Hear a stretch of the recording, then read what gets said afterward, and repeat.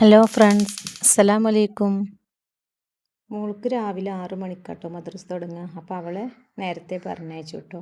പിന്നെ അടുക്കളയിൽ വന്ന് കുടിക്കാനുള്ള വെള്ളം കേട്ടോ ആദ്യം വെച്ച്, എന്നാൽ ചൂടാറിയാൽ നമുക്ക് അങ്ങനെ ഇടയ്ക്കിടയ്ക്ക് എടുത്ത് കുടിക്കാമല്ലോ. പിന്നെ ഇന്ന് രാവിലേക്ക് വെള്ളപ്പം കടലക്കറിയാണ് കേട്ടോ ഇന്ന്. പിന്നെ ഇത് ഈത്തപ്പഴം ബദാമാണ് കേട്ടോ. നമ്മളെ കയ്യിൽ എന്ത് നട്ട്സ് ഉള്ളത് വെച്ചാൽ അത് രാവിലെ ഒന്ന് കഴിക്കുന്നത് നല്ലതാണ് കേട്ടോ. ഇത് കടല കുറച്ച് ഉപ്പിട്ടിട്ട് കുതിരാൻ വെച്ചാണ് കേട്ടോ ഇന്നലെ. പിന്നെ അരിയൊക്കെ കഴുകി അതിലേക്ക് കുറച്ച് വെള്ളമൊക്കെ പാർന്നിട്ട് അത് അരച്ചെടുക്കുകയാണ്.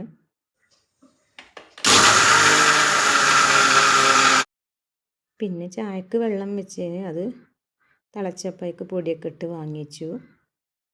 ഇനി അപ്പത്തിനുള്ള മാവ് അധികം ലൂസാവാൻ പാടില്ല കേട്ടോ. അപ്പോൾ കുറേശ്ശെ വെള്ളം ചേർത്തിട്ട് അതിൻ്റെ ഒരു കറക്റ്റ് ഇതിലാക്കി എടുക്കാം.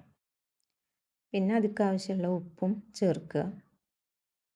പിന്നെ അടുപ്പത്താണ് കേട്ടോ അപ്പം ചുടുന്നത്. അതിന് വെണ്ണീറൊക്കെ കോരി പിന്നെ തീയൊക്കെ കത്തിച്ചു കേട്ടോ.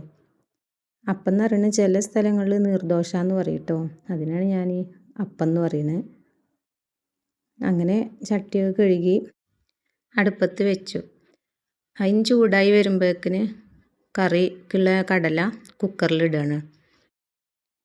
ആദ്യം കടല വേവിക്കണം കേട്ടോ. കടലയും അതിലേക്ക് ഉപ്പിട്ടിട്ട് അത് അങ്ങനെ വേവിച്ചെടുക്കുകയാണ് കേട്ടോ.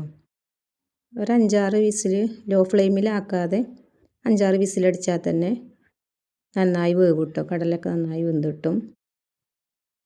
അപ്പോഴും തീയൊക്കെ കത്തി ചട്ടിയൊക്കെ നല്ലോണം ചൂടായിട്ടുണ്ട് കേട്ടോ. ഇനി എണ്ണയൊക്കെ തേച്ച് കൊടുത്തിട്ട് നമുക്ക് ഓരോരോ അപ്പങ്ങളായിട്ട് അങ്ങ് ചുട്ടെടുക്കാം കേട്ടോ.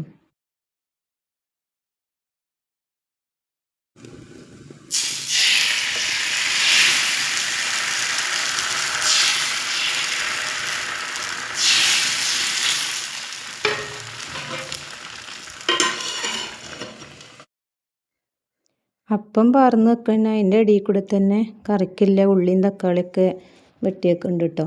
അപ്പം അങ്ങനെ ഇടയിൽ കൂടെ ഒക്കെ ആയി ഇങ്ങനെ എടുക്കുമ്പോൾ തന്നെ ഉള്ളൂ നമ്മളെ പണികളൊക്കെ പെട്ടെന്ന് തീർന്നു കിട്ടുള്ളൂ കേട്ടോ. അപ്പം അങ്ങനെ അത് ചുട്ടെടുത്തു കേട്ടോ.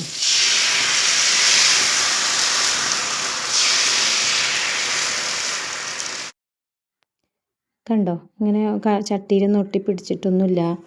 അങ്ങനെ കട്ടിയില്ലാത്ത അപ്പമായിട്ട് കിട്ടണം കേട്ടോ. കൂടുതൽ മാവ് ഒഴിക്കാതെ ശ്രദ്ധിച്ചാൽ മതി കേട്ടോ. പിന്നെ കടലക്കറിക്കുള്ള ഉള്ളിയും ഒക്കെ വാട്ടി പിന്നെ അതിൽ കുറച്ച് ഇഞ്ചിയും വെളുത്തുള്ളിയൊക്കെ ചതച്ചിട്ട് അതിൻ്റെ ഇടയിൽ കൂടിയാണ് കേട്ടോ പിന്നെ തേങ്ങയൊക്കെ ചിരകി ഈ കറിക്ക് ആക്കി വെക്കണത്. അപ്പം അതിലേക്ക് കുറച്ച് കറിവേപ്പിലൊക്കെ ഇട്ട് പിന്നെ മസാലപ്പൊടികളൊക്കെ ഇട്ട് മുളക് പൊടി മഞ്ഞൾപ്പൊടിയൊക്കെ ഇട്ടിട്ട് അതൊക്കെ നമ്മൾ വേവിച്ച് വെച്ചിരിക്കുന്ന കടലൊക്കെ ഇട്ടിട്ട് തേങ്ങ അരച്ചും ചേർത്ത് കറിയൊക്കെ റെഡി ആയിട്ടോ. പിന്നെ കോഴിമുട്ട കുക്കറിൽ പുഴുങ്ങിയെടുക്കുകയാണ് കേട്ടോ. കുക്കറിൽ ഒരു വിസിലടിച്ചാൽ അത് വെന്ത് കിട്ടും.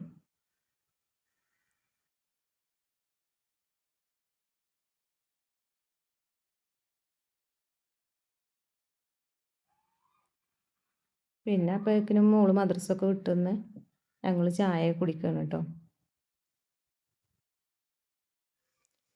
അപ്പം ചുടലൊക്കെ കഴിഞ്ഞപ്പോൾ ഞാൻ ചോറിനില്ല വെള്ളം വെച്ചിരുന്നു കേട്ടോ.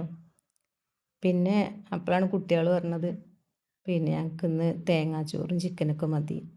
അപ്പോൾ പിന്നെ ആ വെള്ളമൊക്കെ തിളച്ചിട്ടുണ്ടായിരുന്നു. അപ്പോൾ അതൊക്കെ വേഗം ഫ്ലാസ്കിലാക്കി വെച്ചിട്ടോ. ഏതായാലും അടുപ്പത്ത് നല്ല കനലല്ലേ കിടക്കണത്. അപ്പോൾ പിന്നെ എൻ്റെ അടുത്ത് ജീരകം പൊടി കഴിഞ്ഞിട്ടുണ്ടായിരുന്നു. അപ്പോൾ അതിനുള്ള ജീരകം അവിടെ ചട്ടിയിലാക്കിയിട്ട് ചൂടാകാൻ വെച്ചിട്ടോ. പിന്നെ പാത്രമൊക്കെ ഇടയ്ക്ക് ഞാൻ അങ്ങനെ പുറത്തുനിന്ന് വെണ്ണീറിട്ടിട്ട് കഴുകാറുണ്ട് കേട്ടോ. അപ്പം നല്ല ആ ചായൻ്റെ കറ അങ്ങനെ എല്ലാം പോയി കിട്ടും കേട്ടോ. പിന്നെ ചിക്കനൊക്കെ കൊടുന്നു, അതൊക്കെ കഴുകി വെച്ചു. പിന്നെ തുടക്കലും തിരുമ്പലും കുളിയൊക്കെ കഴിഞ്ഞിട്ടാണ് കേട്ടോ ചോറൊക്കെ വെക്കാൻ നിന്നിട്ടുള്ളത്.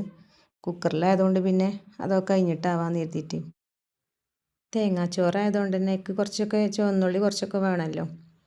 അപ്പോൾ അതൊക്കെ നന്നാക്കി എടുക്കുകയാണ് കേട്ടോ. ഞാൻ ഒറ്റക്കല്ല, എൻ്റെ മോളും ഉണ്ട്. ഞാനും കൂടിത്തരാമെന്നൊക്കെ പറഞ്ഞിട്ട് വന്നിരിക്കുകയാണ് കേട്ടോ. കാർട്ടൂണും കണ്ടിരുന്നിട്ടാട്ടോ അവളെ പണിയൊക്കെ എടുക്കുന്നത്. പിന്നെ ചോറിന് അരിയും ഉലുവയും ഉള്ളിയും തേങ്ങയൊക്കെ കൂട്ടിയിട്ട് ഉപ്പൊക്കെ ഇട്ടുകൊണ്ട് കുക്കറിൽ വെച്ചു കേട്ടോ. പെട്ടെന്ന് വേകണ അരിയാണ് കേട്ടോ ഞാൻ എടുത്തുക്കണത്. അപ്പോൾ അതുകൊണ്ട് തന്നെ ഒരു 1-2 വിസിൽ മതി അത് വെന്തിട്ടാൻ.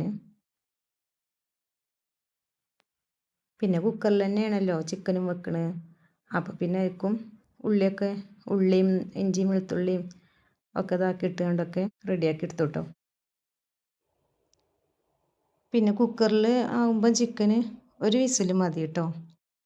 പിന്നെ തേങ്ങാച്ചോറാകുമ്പോൾ പപ്പടമല്ലാതെ എന്ത് തേങ്ങാച്ചോറല്ലേ. അപ്പം അങ്ങനെ അതിക്ക് പപ്പടമൊക്കെ കാച്ചെടുത്തു കേട്ടോ. പിന്നെ അതിക്കൊരു സാലഡ് ഉണ്ടാക്കുകയാണ്. അതിക്ക് ക്യാരറ്റും കക്കരിക്കയും പിന്നെ വയലറ്റ് കളറിലെ പിന്നെ ക്യാബേജൊക്കെയാണ് കേട്ടോ. അതൊക്കെ അരിഞ്ഞിട്ടുകൊണ്ട് ഒരു സാലഡും ഉണ്ടാക്കി. അതിക്ക് ഒലീവ് ഓയിൽ ചേർത്തിട്ടാണ് കേട്ടോ ഞാൻ ഉണ്ടാക്കിയിരിക്കുന്നത്. ഒലീവ് ഓയിലും ഉപ്പൊക്കെ ചേർത്തിട്ട് നമുക്ക് എന്താ വെച്ചാൽ ഇടയ്ക്ക് ഇങ്ങനെ എന്തൊക്കെയാണെങ്കിലും സാലഡൊക്കെ ഉണ്ടാക്കി കഴിക്കുന്നത് നല്ലതാണല്ലോ.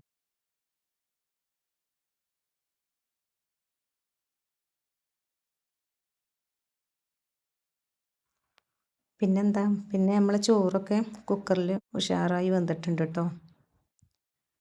പിന്നെ ഇങ്ങനെ വെക്കാത്തവരുണ്ടെങ്കിൽ ഇങ്ങനെയൊക്കെ ഉണ്ടാക്കി നോക്കിയിട്ടോ അഭിപ്രായം പറയും. പിന്നെ ഞങ്ങളങ്ങനെ ചോറൊക്കെ വയ്ക്കട്ടെ കേട്ടോ.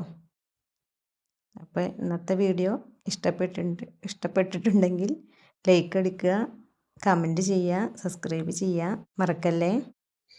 ഇനി അടുത്തൊരു വീഡിയോയിൽ കാണാം.